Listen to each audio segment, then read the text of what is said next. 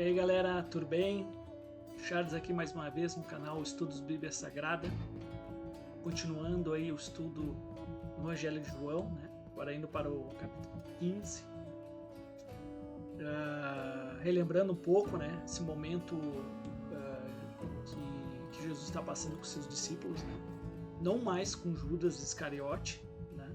Agora até o capítulo 17 ali, que ele vai conversar um pouco, orar junto com os discípulos. Antes, lá no capítulo 18, ele ser entregue, né, e preso, né.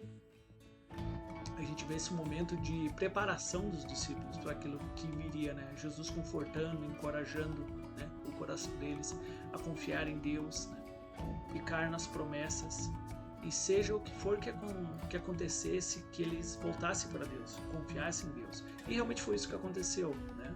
Até Jesus fala que ele ia ser abandonado, né, e por todos, mas que ele não estaria só, né, o Pai estaria com ele. E que até Pedro meio que reivindicou isso, que ele nunca abandonaria, né. Cristo até fala: não, Pedro, né, você vai me negar e você vai me abandonar.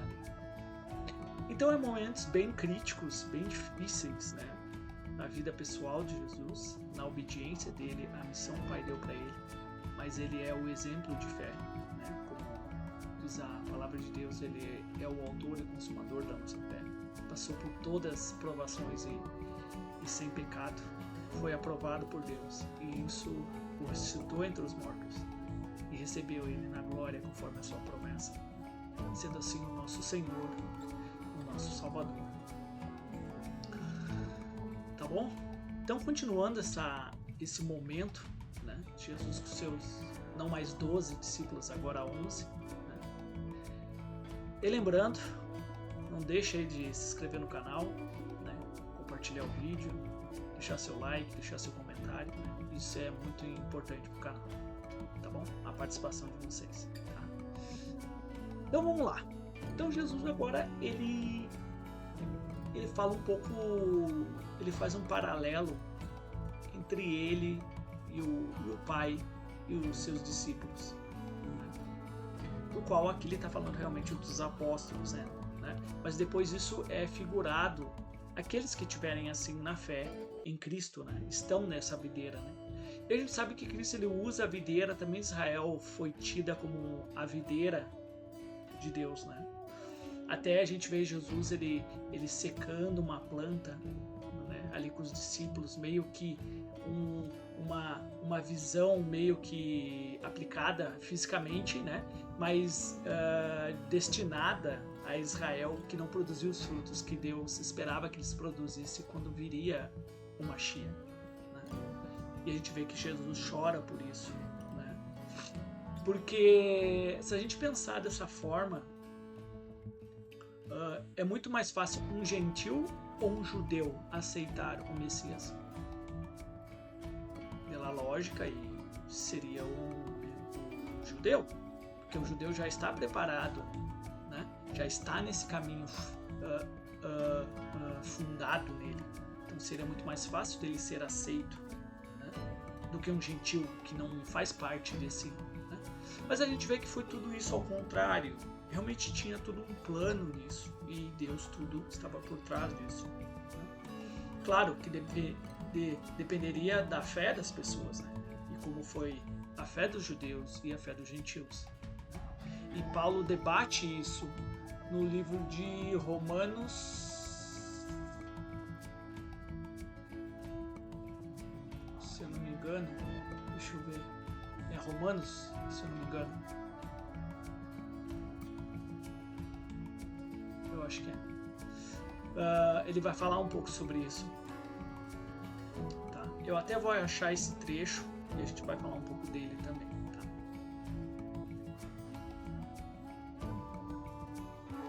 E eu achei o trecho, tá? É Romanos capítulo 11, vai falar sobre esse plano, né? E essa questão que Paulo vai lidar, né?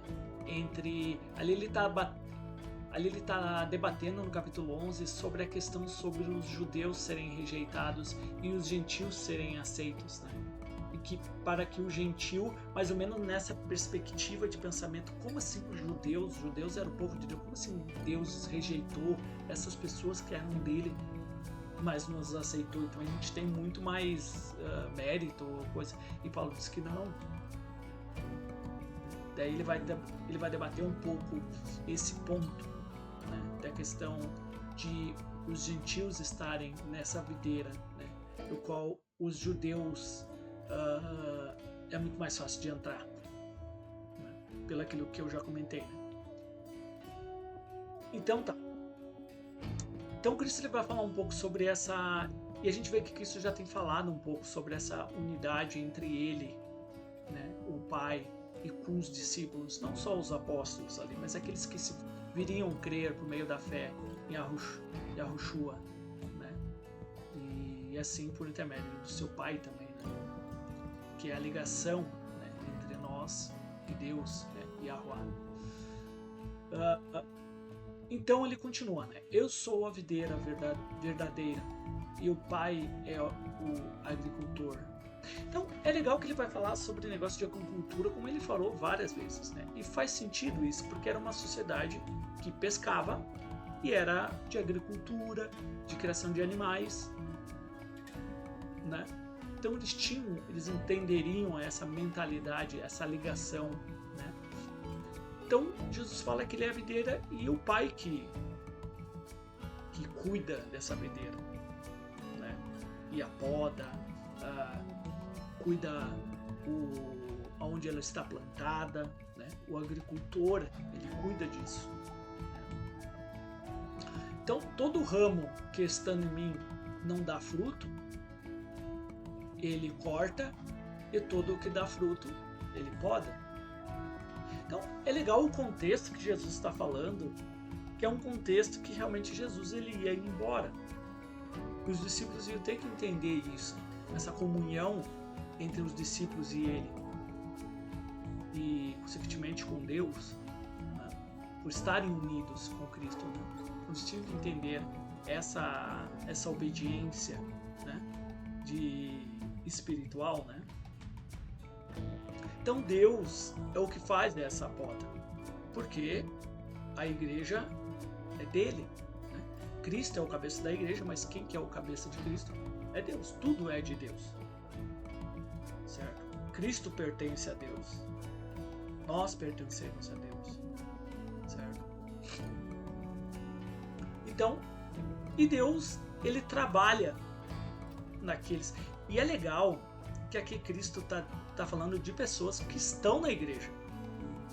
Então, ele está dizendo, não adianta você estar, porque aqui a videira é meio que um símbolo, né, que é a igreja, que é o corpo dele, certo?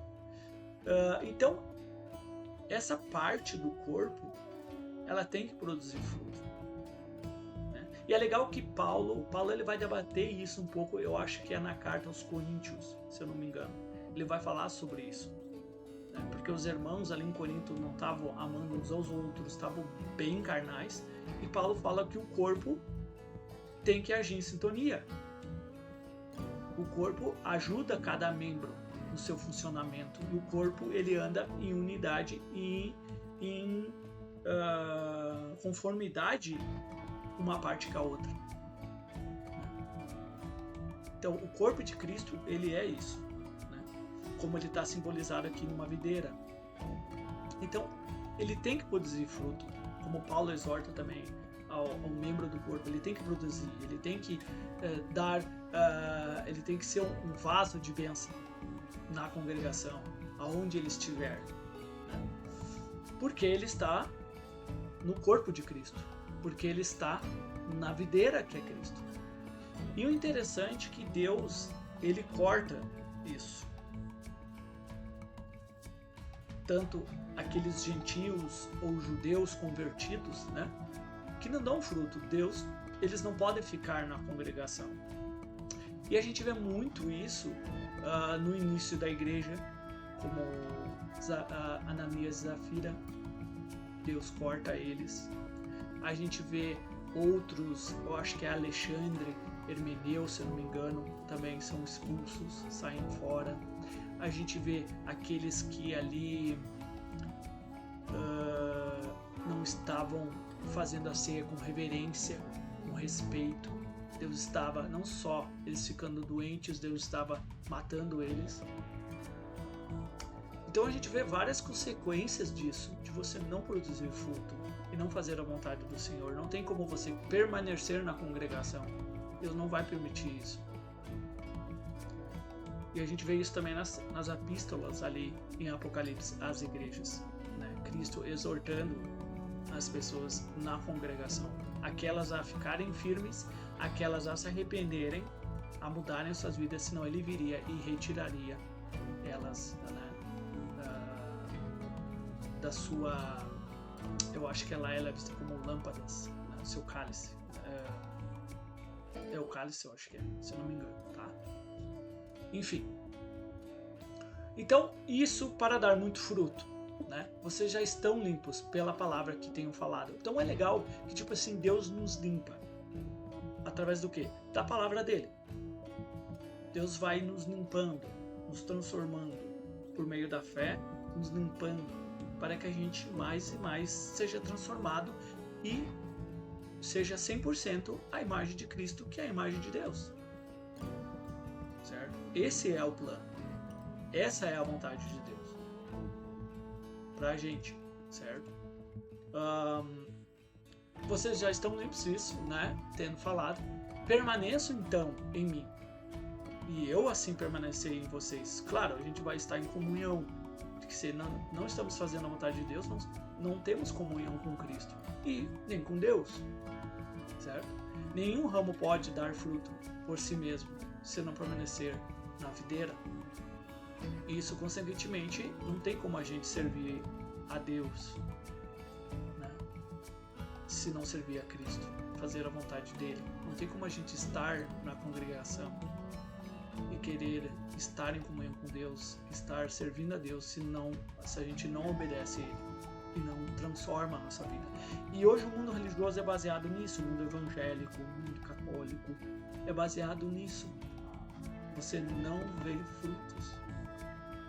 Tem pessoas que tem pessoas, mas as congregações em si, as supostas igrejas de Cristo, não fazem pessoas produzir frutos. Bem pelo contrário, fazem as pessoas cada vez mais caírem de cabeça no mundo. A carnalidade, o desejo para esse mundo. E a gente sabe quem são os mestres, que não é de Deus, mas sim do Satanás, tá? Vocês também não podem dar fruto se não permanecerem então em mim, como um ramo numa videira também não pode produzir nada, né? Então Cristo ele fala, né? Eu sou a videira, vocês são os ramos. Se alguém permanecer em mim e eu nele, esse tem que dar muito fruto. Como Cristo, unido com o Pai, produziu fruto. Porque Cristo, ele é um servo de Deus. Ele tem o Pai dele, que é o Deus dele. Então ele serve ao Pai dele, a Deus. Ele tem um Deus, que é o mesmo Deus nosso, que é o mesmo Pai nosso. Porque a gente é o quê? Irmãos espirituais de Cristo. Né? Então Cristo, ele permaneceu nisso. E produziu fruto. E até a morte. Né? Então a gente em Cristo tem que ser a mesma coisa, né? Eu sou a videira, enfim, dará muito fruto, pois sem mim vocês não podem fazer nada. Se alguém não permanecer em mim, será como um ramo que é deitado fora e seca.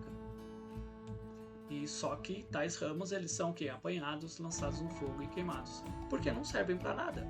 Eles só estão ali ocupando espaço, sugando os irmãos, não produzem nada. Então Deus, tu acha que Deus vai permanecer com essas pessoas ali? Não. Como um empresário que tem uma empresa, você precisa produzir. Você precisa, né, render. Se você não está ali, não rende nada, não tem influência em nada, você é mandado embora. Acabou. E com Deus não vai ser diferente isso.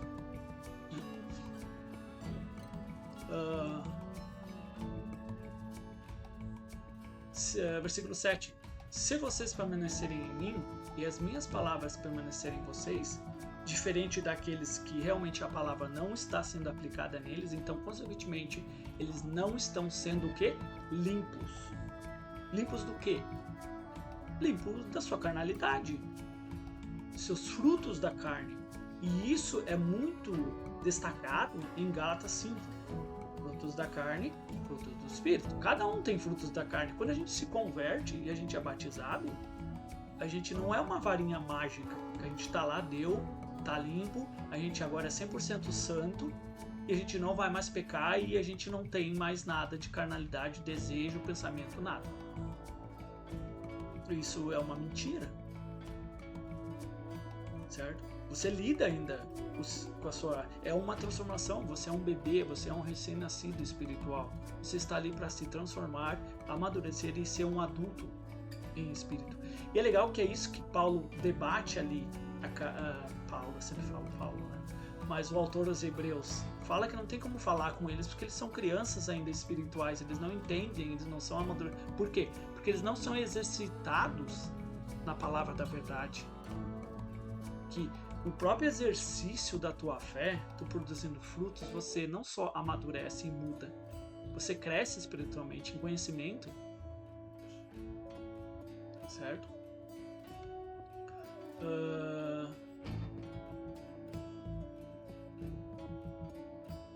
Vocês pediram, e o interessante é que a gente estando unidos com Cristo, que isso mostra a nossa obediência, o que acontece com as nossas orações? Elas são atendidas. E isso por quê? É interessante que lá a primeira epístola de João, ele vai falar sobre isso. Ele vai falar em duas ocasiões, eu não me lembro os capítulos, tá? Ele vai falar que as tuas orações são ouvidas porque você obedece a Deus, certo? E outra, as suas orações são atendidas porque você ora conforme a vontade de Deus. Então, o interessante é que para sua oração ser atendida, você tem que estar obediente e pedir conforme o desejo de Deus. Porque se você não é obediente, consequentemente você não vai pedir conforme a vontade de Deus. Isso é lógico. Agora, se você pedir conforme a vontade de Deus e você é um pecador, você é um desobediente, enfim, Deus não vai te ouvir. Porque você não se interessa, você não quer mudar. Você é um ramo sem fruto. Você está ali só por estar. Você não se interessa, você não se esforça. Não é um amor genuíno, não é uma vontade genuína de querer mudar e agradar a Deus. Certo? Então, vocês pedirão o que quiserem e vos será concedido. Se vocês permanecerem o quê? Na minha palavra. O meu Pai é glorificado pelo fato de que a gente dar muito fruto. E assim demonstra o quê? Que somos discípulos de Cristo. Porque estamos unidos com Cristo, do qual a gente produz esses frutos. E Deus é glorificado por quê? Por causa tudo isso que está acontecendo vem da vontade do Senhor, dos planos dele. Isso demonstra o quê? Que Deus é glorioso, é sábio, é justo, é inteligente, é insondável seus pensamentos, seus planos. Tão grande ele é. Então Deus é glorificado por tudo que ele faz, porque é perfeito. Como o Pai me amou, assim eu vos amei. É interessante como Deus nos amou. Já parou para pensar nisso? Como Deus nos amou. Eu acho que a coisa mais lógica disso é quando a gente participa da ceia do Senhor. Ali demonstra como Deus nos amou, ao ponto tão extremo do amor dele. E isso, interessante, o livro de Efésios, capítulo 2, vai falar sobre isso. Deus nos amou ainda quando nós éramos o quê? Pecadores. Então Deus demonstrou seu amor, sacrificou seu único filho por nós pecadores, por inimigos dele, que não amava ele. Então esse demonstra um amor o quê? Um amor sacrificoso. Do quê? Um amor que não depende de ser amado, de ser servido, de ser... não precisa de nada.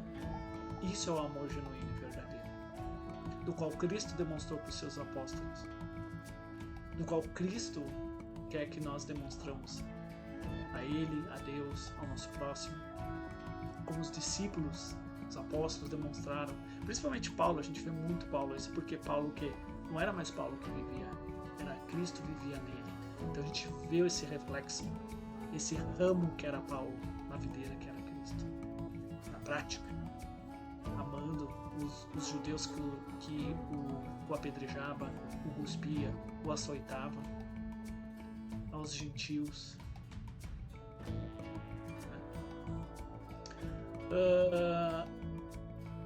Permaneçam no meu amor. Se vocês obedecerem aos meus mandamentos, vocês vão permanecer o quê? No meu amor. Por quê? Porque vocês demonstram que vocês amam a Cristo. Cristo demonstrou seu amor pelo Pai, obedecendo a Ele. Fiel.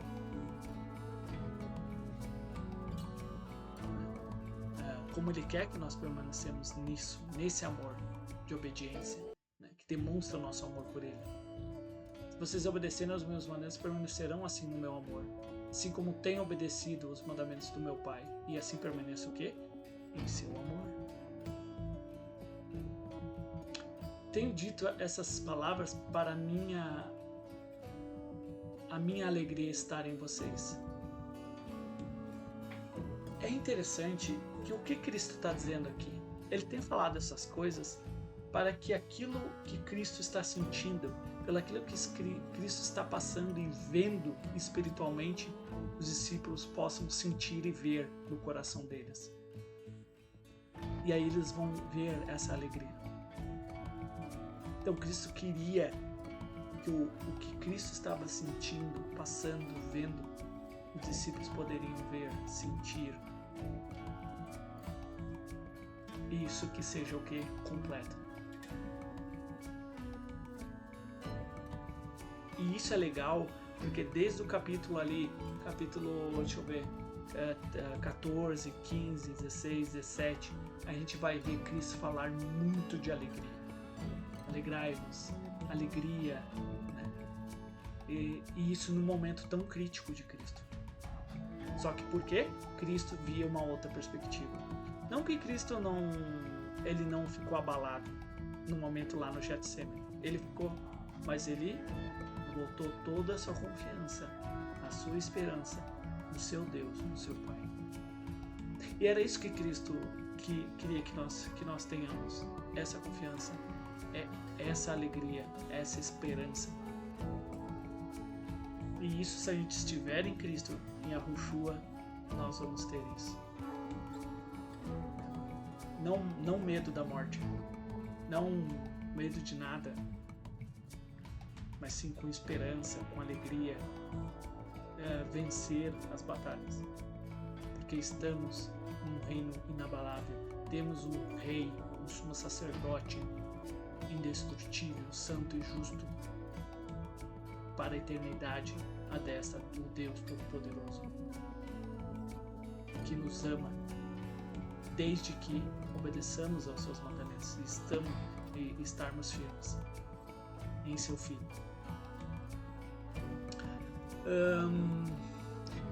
Tenho dito essas coisas para que a palavra, né, como eu falei, a alegria está em vocês e vossa alegria esteja completa. O meu mandamento é este, que vos ameis uns aos outros como eu vos amei. E é legal que ele tinha dado um novo mandamento, porque o mandamento que nós tínhamos lá no Antigo Testamento é amar o seu próximo como a si mesmo. Só que aqui Cristo agora ele fala: ame os outros, não a si mesmo, mas ama os outros como eu amei vocês. Tu imagina como Cristo amou os discípulos.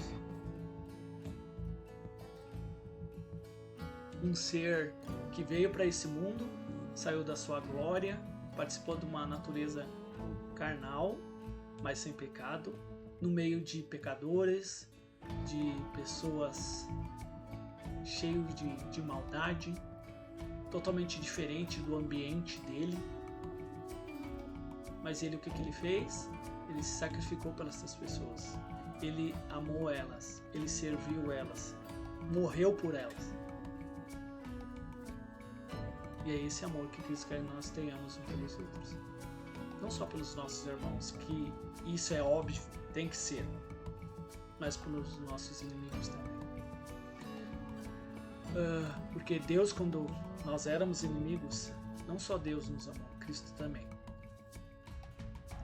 E ele vai falar sobre isso no versículo 13. Ninguém tem maior amor do que aquele que dá a sua vida pelos seus amigos.